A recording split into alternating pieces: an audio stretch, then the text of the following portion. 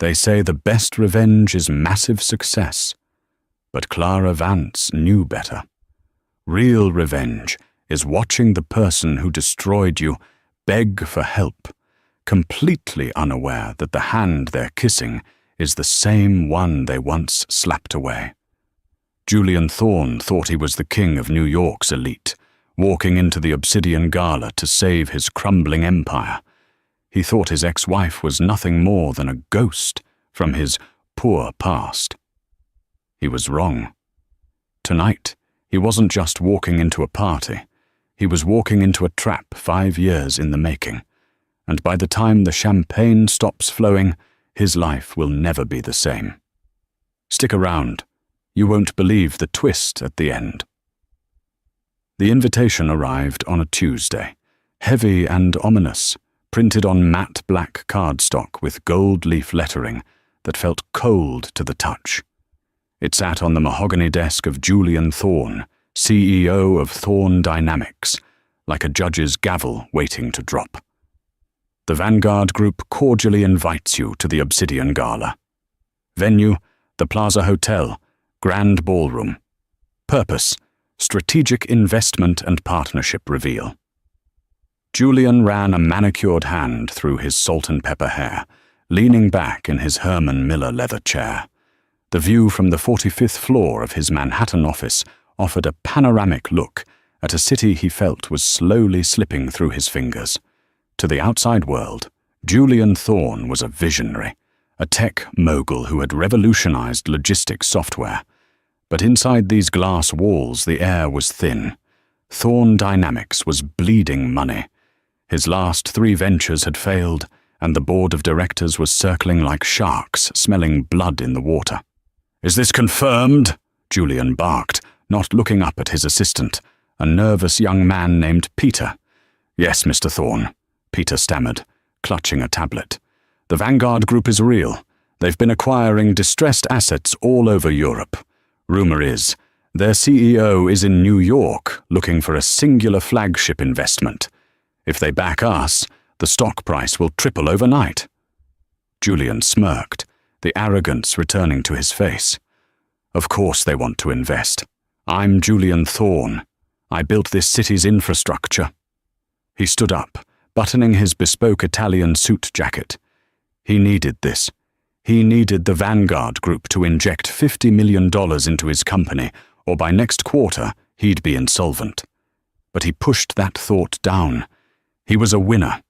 He always won. "Tell Sophia to be ready at 7, Julian ordered. "And tell her to wear the red dress, the aggressive one. We need to look like royalty tonight." As Peter scurried out, Julian looked at the reflection in the window. He saw a powerful man. He didn't see the cracks.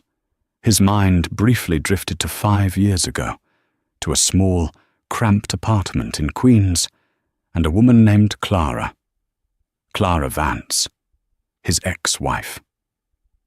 She had been sweet, supportive, and utterly safe. She had worked 2 jobs to put him through business school. She proofread his business plans while he slept, and the moment Julian hit his first $1 million, he decided she didn't fit the picture anymore. She was too quiet, too plain, too domestic. She wore thrift store cardigans while he wanted couture gowns. He remembered the day he left her. It wasn't a conversation. It was a transaction. He had handed her a check for $10,000, a pittance compared to what he had just made, and told her to get out. "You're an anchor, Clara," he had told her, his voice devoid of emotion. "I'm a rocket. You'll only drag me down. Go find someone simple. Someone like you." She hadn't screamed. She hadn't thrown the vase.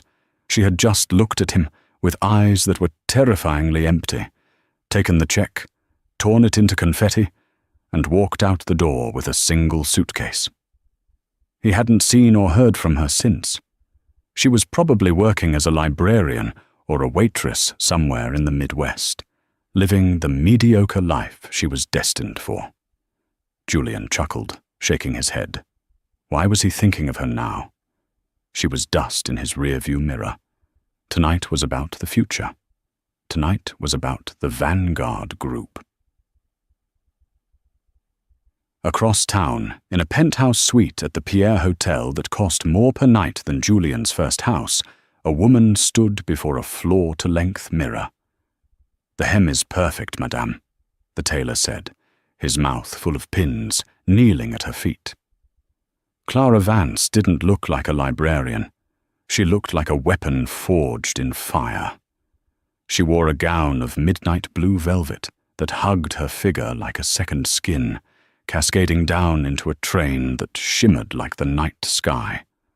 Her hair, once frizzy and pulled back in a messy bun, was now a sleek, chestnut waterfall, styling that framed a face defined by sharp contour and cold, calculating intelligence. 5 years. It had taken 5 years of sleepless nights, relentless studying, and high-risk trading. After she left Julian, she didn't go to the Midwest. She went to London. She lied her way into an internship at a failing brokerage firm, fixed their algorithm using the math skills Julian always ignored, and made them millions. Then she made herself billions. She was the Vanguard Group. But nobody knew. To the world, Vanguard was a faceless entity represented by a board of proxies. Clara preferred the shadows. It was safer there, and it made hunting easier. "Mr. Sterling is waiting in the limousine," her personal assistant, a sharp-eyed woman named Elena, said softly. "Good," Clara said, her voice smooth and low. She turned to the side, checking her silhouette. She touched the necklace at her throat, a string of diamonds that cost more than Thorne Dynamics was currently worth. "Are you nervous?" Elena asked. She was one of the few who knew the history, who knew that tonight wasn't just about business. Clara picked up her clutch. She looked at her reflection one last time. The scared girl from Queens was gone. In her place stood a titan.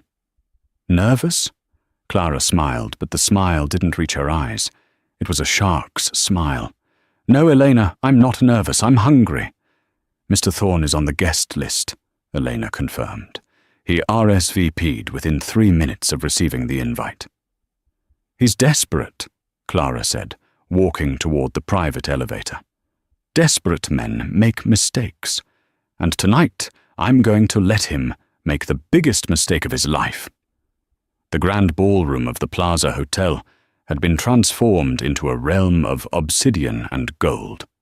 Champagne towers reached toward the crystal chandeliers, and a string quartet played modern pop songs in haunting, classical arrangements. The air smelled of expensive lilies and old money.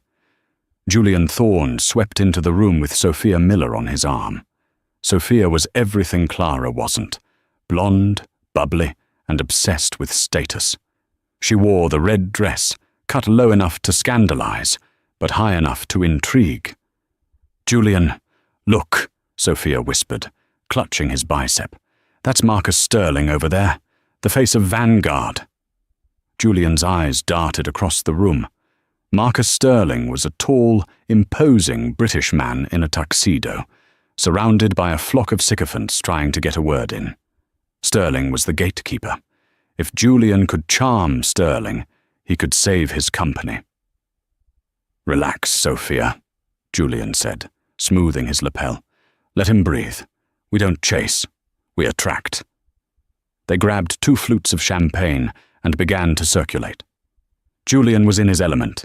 He shook hands with senators and tech rivals, laughing loudly, projecting an aura of absolute success. But beneath the surface, he was sweating.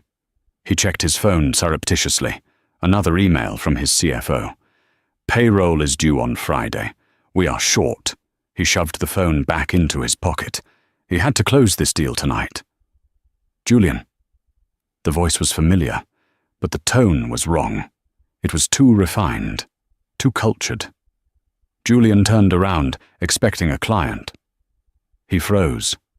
Standing near a pillar, sipping sparkling water with a slice of lime, was a woman. The profile was undeniable. The nose, the curve of the jaw. But everything else was wrong. The posture was regal. The dress was couture. He recognized the designer. It was a custom piece from Milan. Clara! The name fell out of his mouth like a clumsy stone. The woman turned slowly. Her eyes, a piercing hazel, locked onto his. There was no fear in them, no recognition of his superiority. Just a calm, chilling amusement. "Hello, Julian," Clara said. Her voice was like velvet wrapped around a dagger. Sophia stiffened beside him, her eyes narrowing. "Who is this, darling?" Julian blinked, his brain trying to reconcile the drab housewife he had discarded with the vision standing before him. She looked expensive, incredibly expensive, but his ego wouldn't let him accept that she had succeeded without him. She must be a mistress, he thought. She must have found some rich old man to latch onto. That's the only explanation. The thought restored his confidence. He stepped forward, a smirk playing on his lips. "This is my ex-wife," Julian said to Sophia, his tone dripping with condescension.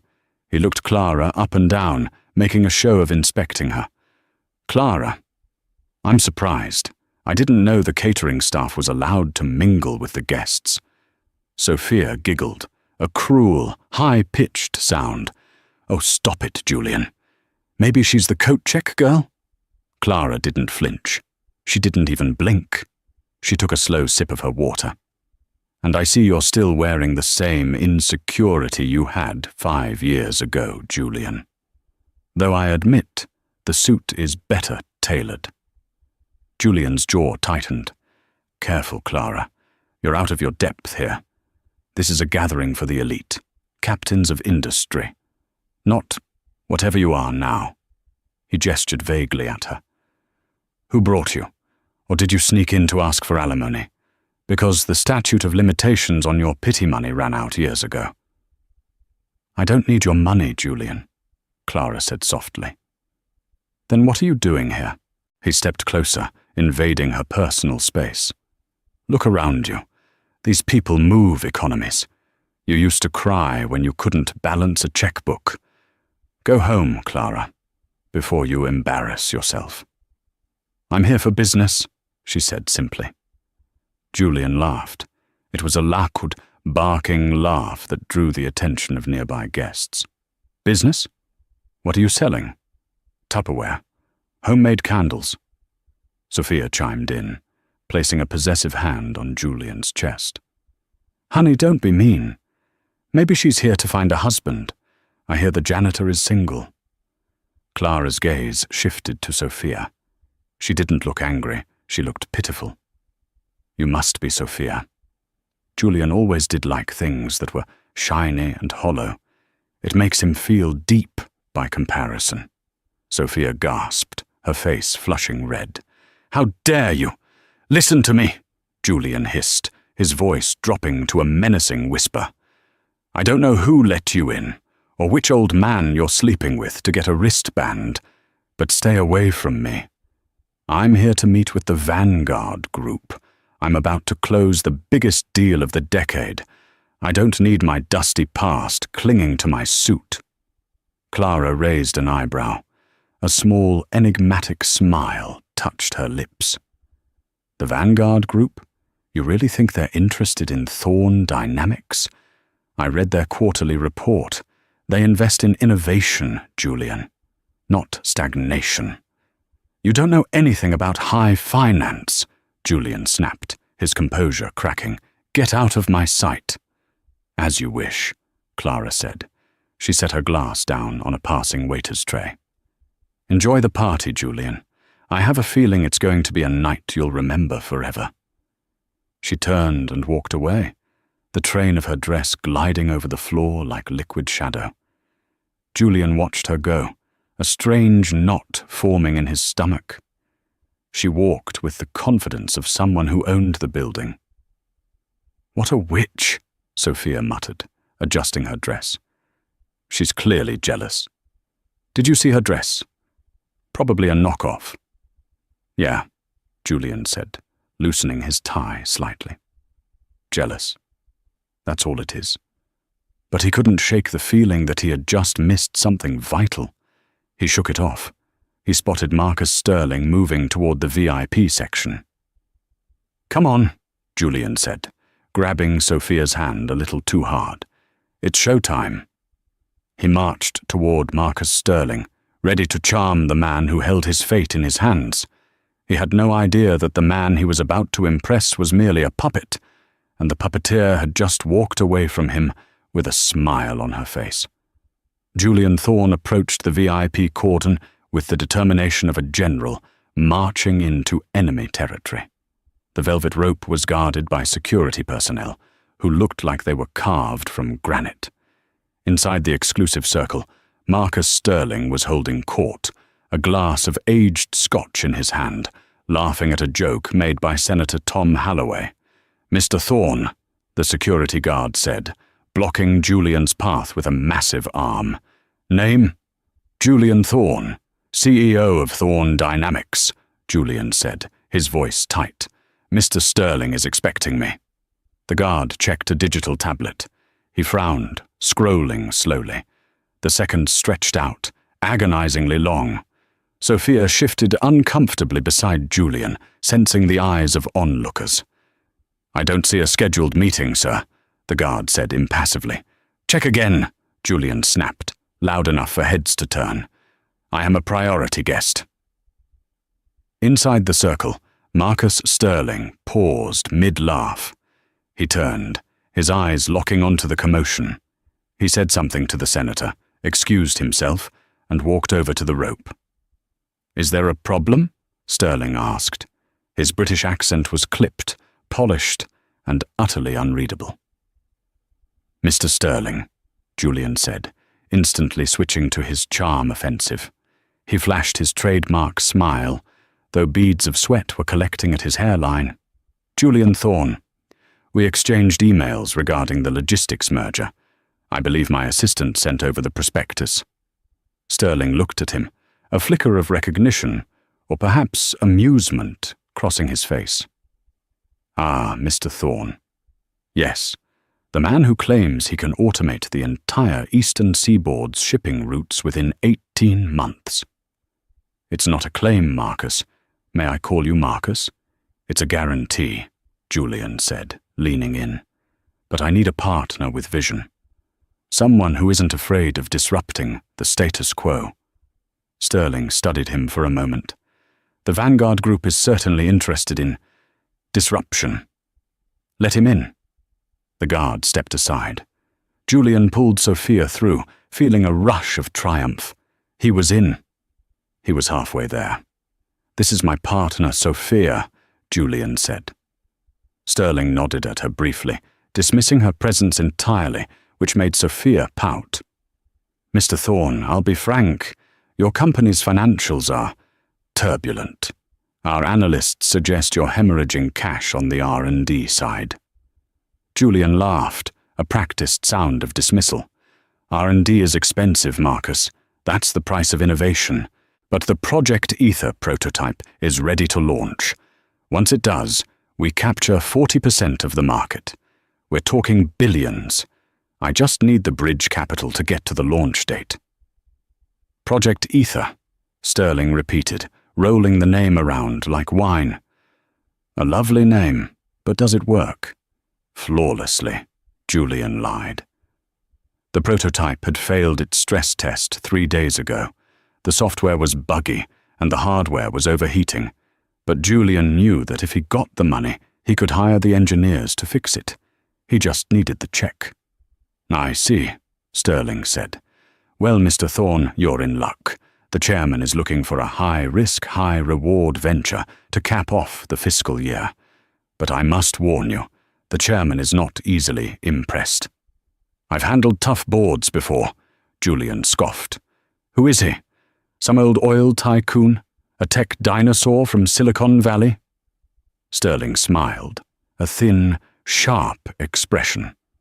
The chairman values privacy above all else.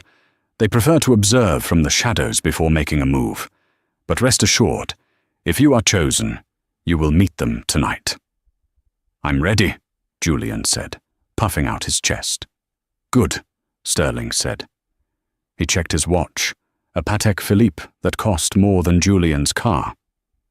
"There is a private auction of ideas happening in the Obsidian Room in 1 hour. Only 5 candidates have been selected to pitch. You are number 5. "Who are the other 4? Julian asked, his competitive hackles rising. Lars Jensen from Hyperion Tech, Elena Ross from Biosynth, the Cross Brothers, and, well, you know the competition." Julian's blood ran cold. Lars Jensen was his bitterest rival. Hyperion Tech was actually profitable. This wasn't a handshake deal, it was a gladiator match.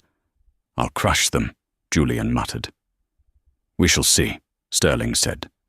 "Oh, and Mr. Thorne, a word of advice. The chairman detests arrogance. They value humility and truth." Sterling walked away, disappearing back into the crowd of senators and oil barons. Julian exhaled, grabbing a fresh glass of champagne from a passing waiter and downing it in one gulp. "He likes you," Sophia chirped, oblivious to the tension. "Did you see how he looked at me?" "Shut up, Sophia," Julian hissed. He scanned the room, his mind racing. He needed an edge. He needed to know who this chairman was so he could tailor his pitch. His eyes wandered to the balcony overlooking the ballroom. Standing there, leaning against the marble railing, was Clara. She wasn't alone.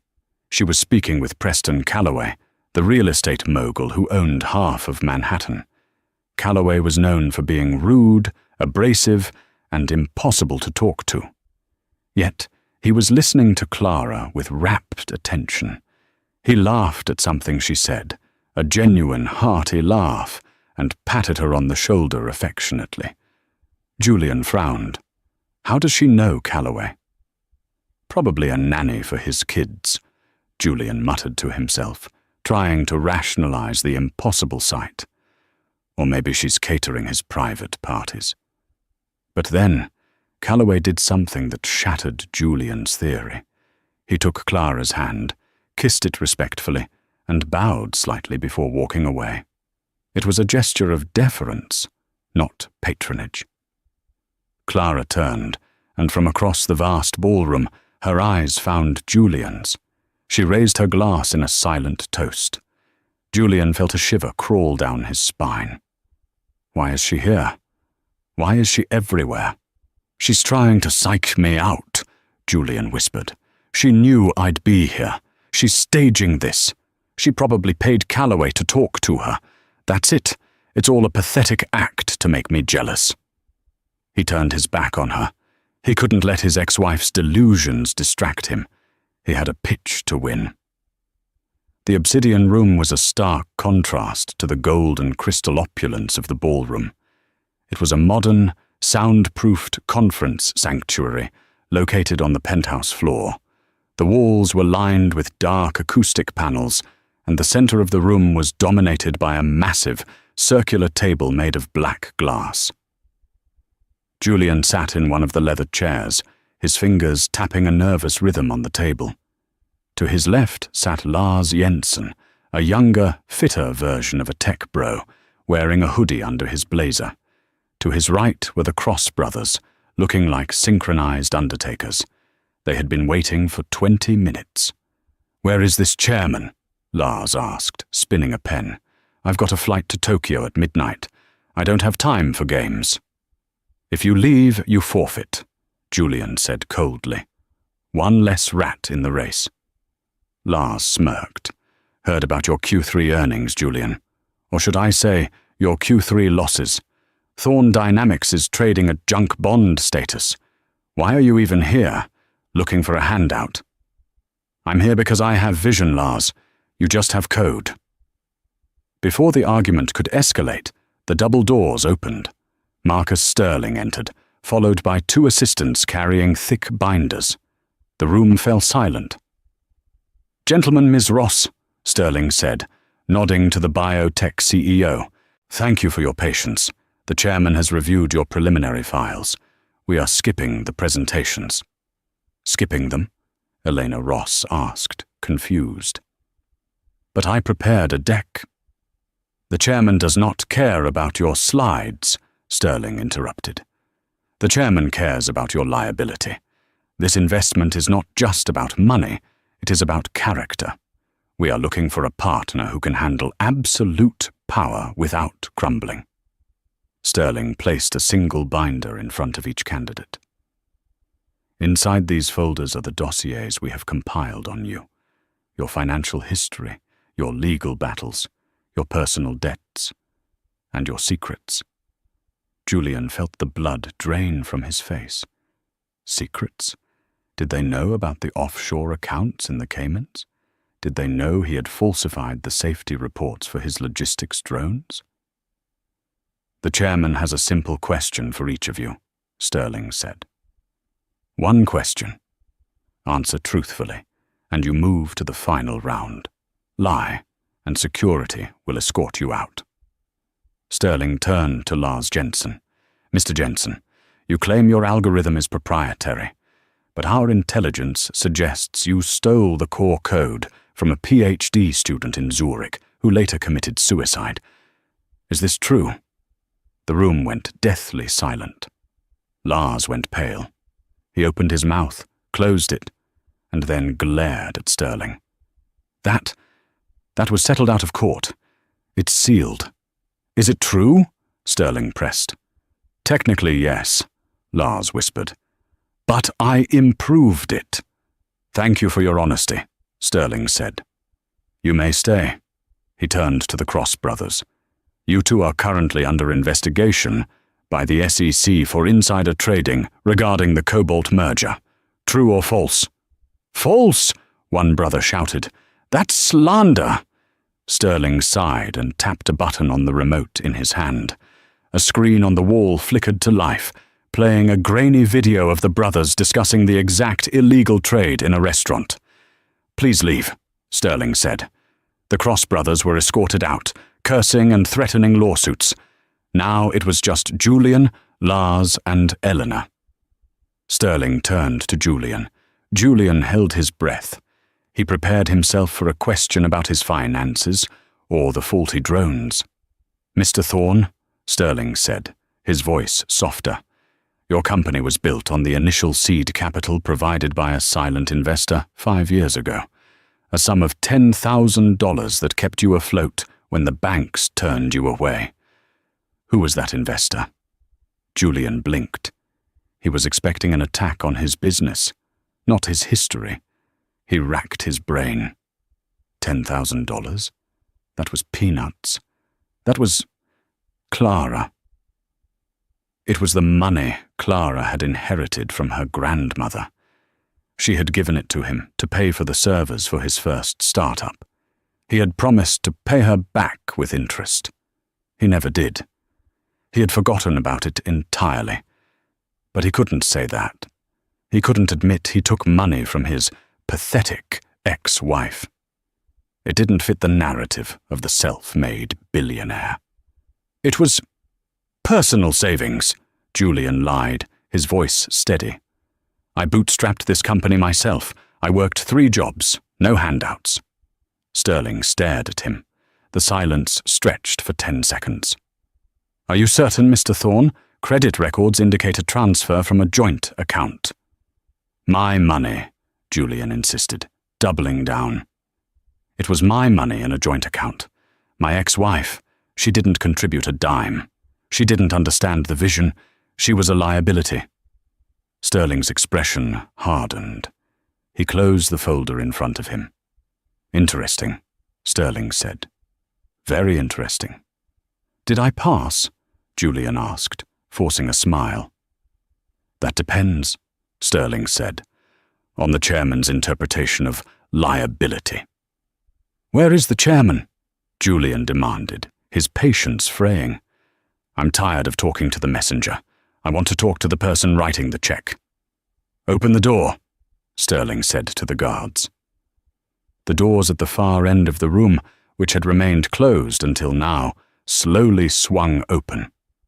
Julian adjusted his tie, stood up, and prepared to walk in and charm an old man. He expected a smoke-filled library. He expected leather chairs and a fireplace. Instead, the room beyond was sleek, white, and minimalist. And sitting at the single desk in the center of the room, illuminated by a halo of modern light, was a figure with their back to the door.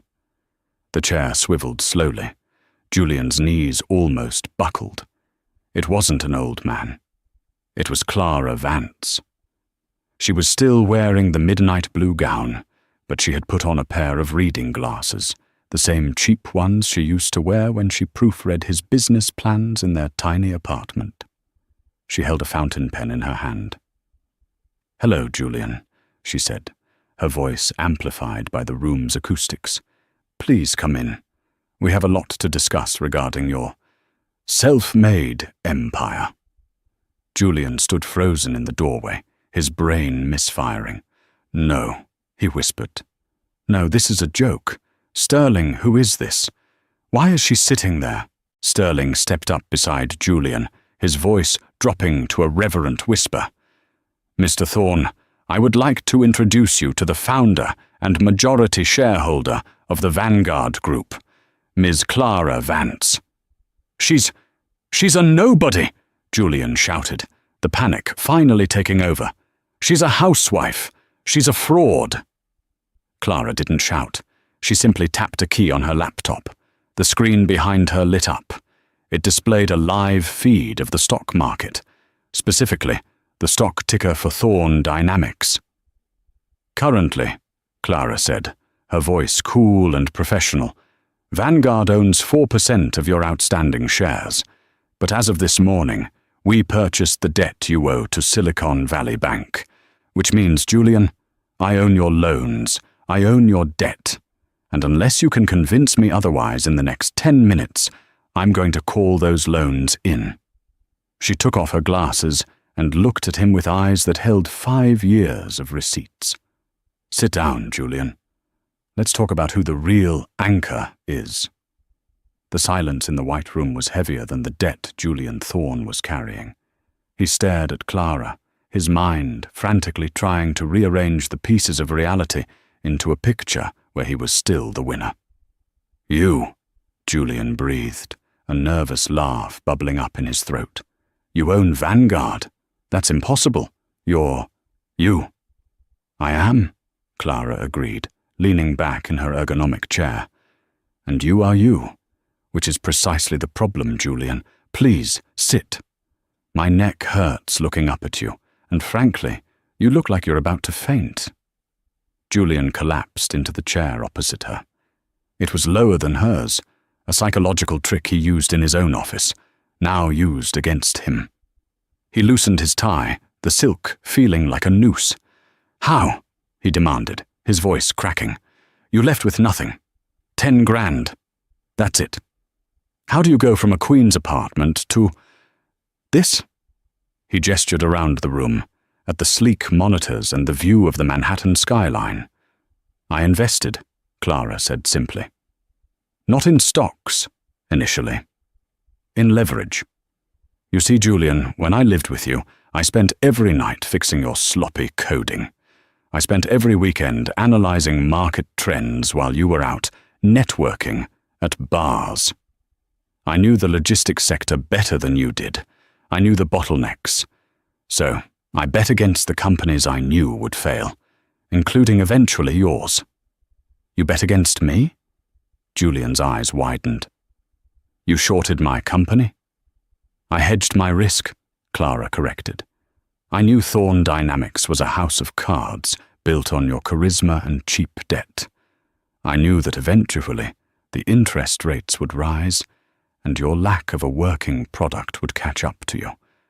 I just waited." She spun a pen between her fingers. A Mont Blanc he recognized. It was the one he had bought for himself to celebrate his first $1,000,000. He had lost it years ago. "You stole my pen," he whispered, grasping at straws. "I took what I paid for," Clara said sharply. "Just like I'm about to take your company." Julian slammed his hand on the glass desk. "You can't. I am Thorn Dynamics. The board won't allow a hostile takeover from an ex-wife with a vendetta." "The board cares about money, Julian," Clara said, her voice dropping to a deadly calm. "And right now, you are poison. Let's look at the numbers, shall we?" She tapped her keyboard. The large screen on the wall shifted from the stock ticker to a series of internal documents. Julian gasped. They were confidential emails. His emails. "Item 1, Clara read aloud. "Email to Peter, dated August 14th.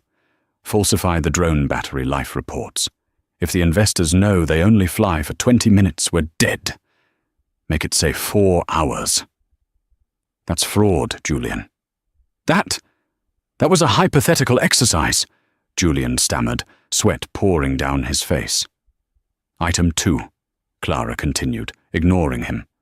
"Transfer of funds from the R&D budget to a private account listed under S. Miller Consulting.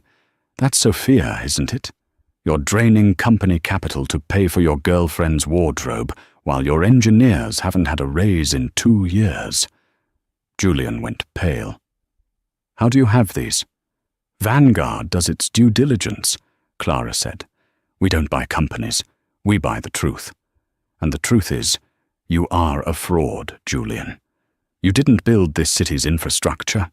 You built a Ponzi scheme with drones." Julian slumped in his chair. The fight was draining out of him. He looked at Clara, really looked at her, for the first time in 5 years. She wasn't the mousy woman in the cardigan anymore. She was a titan. And God help him, she was beautiful. His survival instinct kicked in. If he couldn't bully her, he would charm her. It had worked when they were 20. It had to work now. He softened his expression. He leaned forward, making his eyes look wet and vulnerable. "Clara," he said, his voice dropping to a husky whisper. "Okay. You win. You beat me. I underestimated you. I always knew you were smart. But this is brilliant." He reached across the desk, trying to take her hand. She didn't move hers, but she didn't pull away either. "Look at us," Julian said, a smile touching his lips. "We were always a good team, weren't we?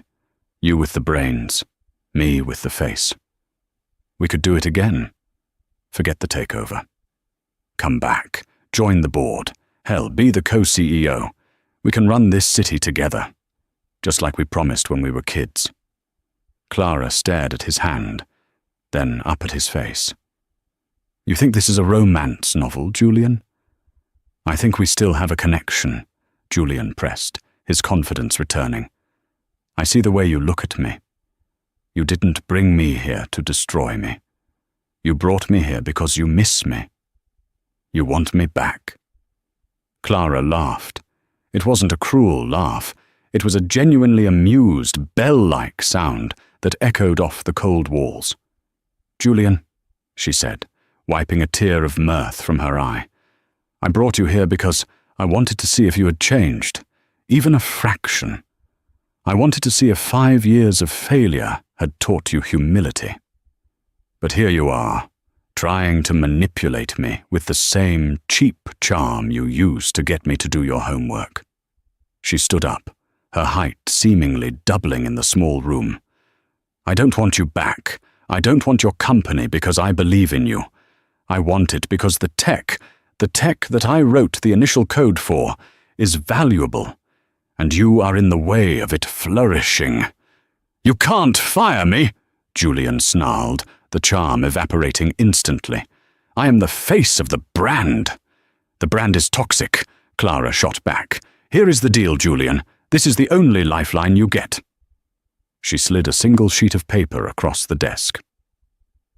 "Vanguard acquires a 51% stake in Thorn Dynamics. You step down as CEO effectively immediately. You retain a seat on the board, a non-voting seat, and a ceremonial title. You get a severance package of $5 million. You walk away, keep your penthouse, and keep your dignity." Julian stared at the paper. 5 million. It was enough to live on, but it was a pittance compared to what he thought he was worth. And the shame? Stepping down? Giving his company to her? And if I refuse? Julian asked through gritted teeth. Then I call in the debt, Clara said coldly. I release the emails regarding the battery fraud to the SEC. You go to prison, Julian. And Sophia? She goes to prison too as an accomplice to embezzlement. The mention of prison made Julian's stomach turn, but the mention of Sophia sparked a different thought. Sophia was downstairs. Sophia knew people. Sophia's father was a senator. Maybe he had leverage he didn't know about. I need time to think, Julian said. You have 30 minutes, Clara said. The gala ends at midnight. If the contract isn't signed by then, the SEC gets the file at 12:01. Julian stood up, his legs shaking. He grabbed the contract. You'll regret this, Clara. You think you're a shark? You're just a bitter ex-wife with a calculator. And you, Clara said, sitting back down and putting her glasses back on, are dismissed. Julian stumbled out of the obsidian room, clutching the contract like a shield. He bypassed the elevators and ducked into a service stairwell, needing a moment to breathe where the cameras and the eyes of the elite couldn't see him. He pulled out his phone. His hands were shaking so badly he almost dropped it. He dialed his chief engineer, Davy. Davy! Julian hissed when the line connected. Project Ether. Is it working? Sir, it's midnight in Mumbai, Davy groggily replied. We talked about this. The heat shielding is still failing. If you run it for more than 10 minutes, the drones will melt. I don't need 10 minutes, Julian shouted, his voice echoing in the concrete stairwell. I need a simulation. Can you patch a pre-recorded flight path into the live feed? Make it look like it's happening real time. That's risky, Mr. Thorne. If anyone checks the metadata, just do it, Julian screamed. I need a miracle, Davy. I'm going to do a live demo tonight. If it works, the stock jumps, and I can pay off the debt without Vanguard. I can tell Clara to go to hell. I'll try, sir. Give me 20 minutes. Julian hung up. He leaned his head against the cold concrete wall. A fake demo. It was the same trick he pulled in 2018. It had worked then.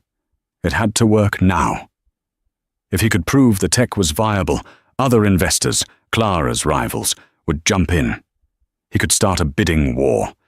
He could escape her trap. He composed himself, fixed his tie, and walked back out into the hallway. He needed to find Sophia. He needed a witness. He found her near the bar in the main ballroom, laughing with Lars Jensen. Julian stopped. Sophia, his girlfriend, was whispering something into the ear of his biggest competitor, Lars Jensen, from Hyperion Tech. Lars was smiling, a predatory, satisfied smile. Julian stormed over, grabbing Sophia by the arm. Ouch! Julian, you're hurting me! Sophia yelped, spilling her drink. What are you doing talking to him? Julian demanded, glaring at Lars. Lars chuckled, sipping his martini. Just networking, Julian. Sophia was telling me all about your cash flow problems. Did you really leverage the company assets to pay for her trip to Cabo? Ballsy move. Julian looked at Sophia. She didn't look ashamed. She looked annoyed. He asked Julian, and he offered me a job, a brand ambassador position for Hyperion. It pays double what you give me. You're leaving me. Julian stared at her, the betrayal hitting him harder than Clara's financial assault. Now? Tonight? Well, look at you, Sophia sneered, pulling her arm free. You're sweaty, you're panicked, and rumor is you just got kicked out of the VIP room. I don't date losers, Julian. I date winners. And Lars is a winner. She turned her back on him. Lars raised his glass to Julian. Business is business, Thorn. Julian stood there, the ballroom spinning around him. Everyone was watching. The whispers were starting. Thorn is finished. Thorn is losing it. The rage inside him crystallized into something cold and hard. He had lost his wife. He had lost his girlfriend. He was about to lose his company. No, he thought. Not yet. He saw Clara standing on the balcony again, looking down at him. She had seen the whole thing. She had probably orchestrated it. He marched toward the stage where the band was playing. He shoved the lead singer aside and grabbed the microphone. The feedback squealed, silencing the room. "Ladies and gentlemen," Julian shouted, his voice booming through the plaza. "Distinguished guests, the Vanguard Group." He pointed up at the balcony, spotlighting Clara. The crowd turned, murmuring. "My ex-wife, Clara Vance, everyone," Julian announced with a manic grin. "The secret face of Vanguard. She thinks Thorn Dynamics is a bad investment. She thinks our tech doesn't work. She tried to buy me out for pennies on the dollar tonight." Clara stood motionless on the balcony, her face unreadable. Marcus Sterling stepped up beside her, whispering something, but she shook her head. "But I'm not selling," Julian roared, fueled by adrenaline and desperation. "Because tonight, I'm going to prove her wrong. I'm going to prove to all of you that Project Ether is not just a dream. It is the future." He turned to the tech crew at the side of the stage. "Link my phone to the main screen. Now!" The confused AV guys scrambled. Within seconds, the massive projection screen behind the stage lit up with the Thorn Dynamics logo. "Clara!" Julian yelled, looking up at her. "You want a test? Here it is. A live run of our autonomous delivery fleet, navigating the storm systems in the Atlantic. Right now." He saw Davi's text message pop up on his phone. "Simulation ready. Don't let them see the timestamp." Julian sweated. He clicked the link. The screen filled with complex telemetry data and a live video feed of a drone cutting through heavy rain clouds. The crowd gasped. It looked impressive. The drone was stabilizing, adjusting to wind shear, performing maneuvers that should be impossible. "Look at that!" Julian shouted. "Stable flight in Category 1 hurricane winds. Who wants to invest in that? Who wants to bid against Vanguard?" Murmurs of excitement rippled through the room. Lars Jensen looked concerned. Senator Holloway was nodding. Julian felt the triumph surging. He looked up at Clara, expecting to see fear. Instead, Clara was smiling. She reached into her clutch and pulled out a microphone of her own. "That's a very impressive video, Julian." Clara's voice echoed through the speakers, overriding his. "Truly, the graphics engine is top tier." "It's live," Julian lied, his voice cracking. "Is it?" Clara asked. "Because according to the National Weather Service, the Atlantic is currently calm. There is no storm, Julian. Clear skies from here to London." The crowd froze. Julian froze. Clara gestured to the screen behind him. "And if you look closely at the bottom left corner, isn't that a timestamp from 2023? Julian spun around. The AV team, perhaps sensing the shift in power, or perhaps paid off by Sterling, adjusted the aspect ratio. There, hidden in the crop, was the date, Oct 14th, 2023. The room erupted, not in applause but in laughter. "It's a simulation," Clara said, her voice cutting through the noise like a blade. "Just like your lifestyle, just like your promises." Julian stared at the screen. The fake drone flew on, oblivious to the destruction of its creator. "Davy," Julian whispered, realizing his engineer had betrayed him too. Or maybe Davy was just incompetent. It didn't matter. Clara walked to the railing of the balcony. She looked like a queen addressing a peasant. "Julian Thorn," she announced. You just attempted to defraud investors in a public forum.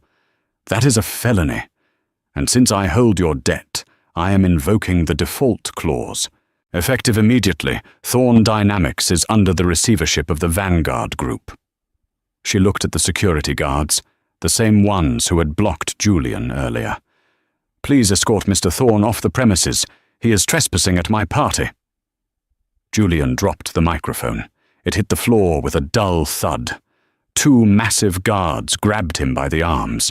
He didn't fight. He looked at Sophia, who was laughing with Lars. He looked at the crowd, who were filming him with their phones. And finally he looked at Clara. She didn't look triumphant anymore. She just looked done. She turned her back on him and walked back into the shadows of the obsidian room. "Wait!" Julian screamed as they dragged him out. "Clara! Wait! I'm sorry! Clara!" But the music started playing again, an upbeat pop song that drowned out his pleas. The party continued. The champagne flowed, and Julian Thorn was dragged out the back door into the cold New York night. 6 months later, the snow fell softly on the streets of Queens, covering the grime of the city in a temporary blanket of white. Julian Thorn sat in a small, cramped diner on 34th Avenue, staring at a cup of lukewarm black coffee. He wore a heavy parka that he had bought second-hand. His bespoke Italian suits had been sold months ago to pay for legal fees and rent on a studio apartment that was half the size of his old walk-in closet. He wasn't the CEO of Thorn Dynamics anymore. He wasn't a visionary. He was an entry-level logistics coordinator for a mid-sized trucking company in Jersey. He spent his days optimizing routes on a spreadsheet, the exact kind of grunt work he used to mock his employees for doing. And the irony? He was good at it. For the first time in years, he was actually working. The bell above the diner door jingled. A gust of cold wind blew in, followed by a man in a sharp grey suit. Julian stiffened. He recognized the man immediately. It was Peter, his former assistant. Peter looked different. He stood taller. He looked well-rested. He spotted Julian in the corner booth and hesitated, then walked over. "Mr. Thorn," Peter said, holding a takeout cup. "Just Julian." "Peter," Julian said, offering a tired smile. "I don't have a title anymore. Sit down." Peter sat. There was an awkward silence, the kind that hangs between 2 people who have seen each other at their best and their worst. "How are you holding up?" Peter asked. "I'm surviving," Julian said. "Paying the bills, learning how to use a laundromat again. It's humbling." He took a sip of coffee. "And you? How is the company?" "It's different," Peter said, his eyes lighting up. "Better." "Ms. Vance." "Clara." She turned it around. She scrapped the drone project, said it was too early for the tech. She pivoted back to software optimization for maritime shipping. "We're profitable, Julian. For the first time in 4 years, the company is actually in the black." Julian felt a pang of jealousy, but it was dull, like an old bruise. "She was always the smart one. I just had the loud voice." Peter reached into his briefcase. "Actually, Julian, I'm glad I ran into you. I was going to mail this, but—" He slid a thick manila envelope across the sticky table. It bore the seal of the Securities and Exchange Commission, SEC. Julian's heart hammered against his ribs. Is this the indictment? Are they coming for me?" He had spent the last 6 months waiting for the other shoe to drop. Clara had exposed the fake demo, but the investigation into the battery fraud was still pending. He expected prison. He had prepared himself for it. "Open it," Peter said gently. Julian tore open the envelope with trembling fingers. He pulled out the document. It was a settlement agreement. Case number 4922B terminated. Status: settled. Fine paid. 4,000 and 500,000 Otonaswas. Julian stared at the numbers. $4.5 million. I don't understand, Julian whispered, looking up at Peter. I didn't pay this. I don't have this kind of money. Who paid the fine? Peter looked out the window, watching the snow fall. The Vanguard Group authorized a legacy indemnity payment. It was processed the day after the gala. Julian felt the air leave his lungs. Vanguard? Clara? She told the board that despite your errors, you founded the company, Peter explained. She said she didn't want the founder of her new acquisition rotting in a cell. She said it was bad for morale. Bad for morale, Julian repeated, a dry laugh escaping his throat. Tears pricked his eyes, not from sadness, but from the sheer, overwhelming weight of grace. She hadn't just defeated him.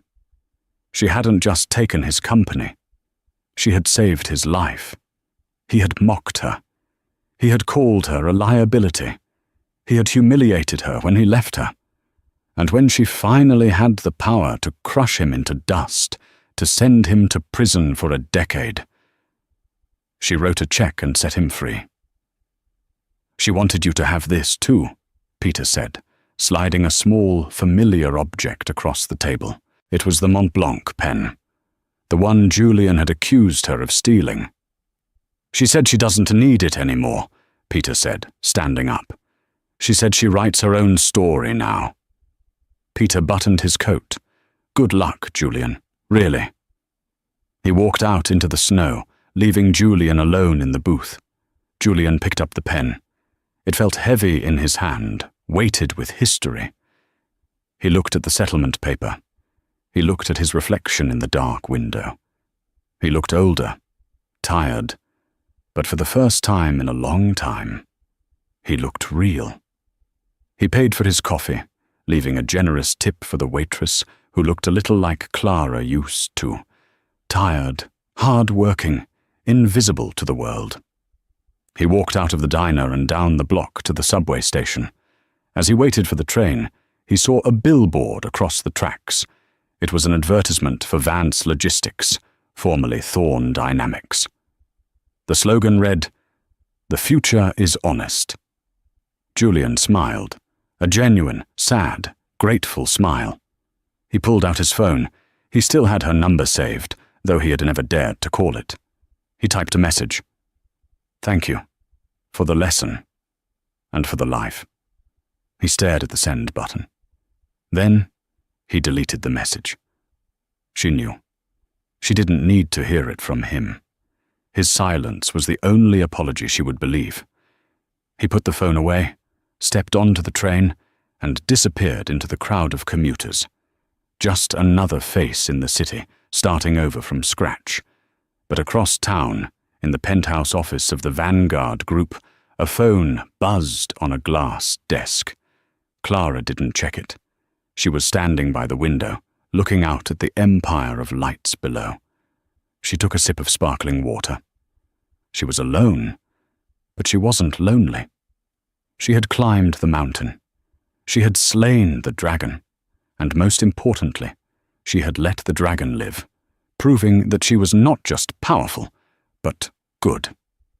Madame, Elena, her assistant, poked her head in. The board is ready for you. Clara turned away from the window. She straightened her blazer, no longer the midnight blue gown, but a sharp, executive suit. I'm coming, Clara said. She walked out of the office, leaving the past behind her in the cold, dark night, stepping into the bright, unwritten future. And that is the story of Julian and Clara. It's a brutal reminder that the people we underestimate today might be the ones holding our fate tomorrow. Julian thought success was about suits, champagne, and arrogance. He didn't realize that true power is quiet, patient, and resilient. Clara didn't just get revenge, she got the ultimate victory. She succeeded without losing her humanity. She saved the man who destroyed her, not because he deserved it, but because she was better than him. If you enjoyed this story of karma, betrayal, and high-stakes redemption, please smash that like button. It really helps the channel grow. Don't forget to subscribe and hit the notification bell so you never miss a new drama story. And tell me in the comments, would you have paid Julian's fine, or would you have let him go to prison? I read every comment. Thanks for listening, and I'll see you in the next story.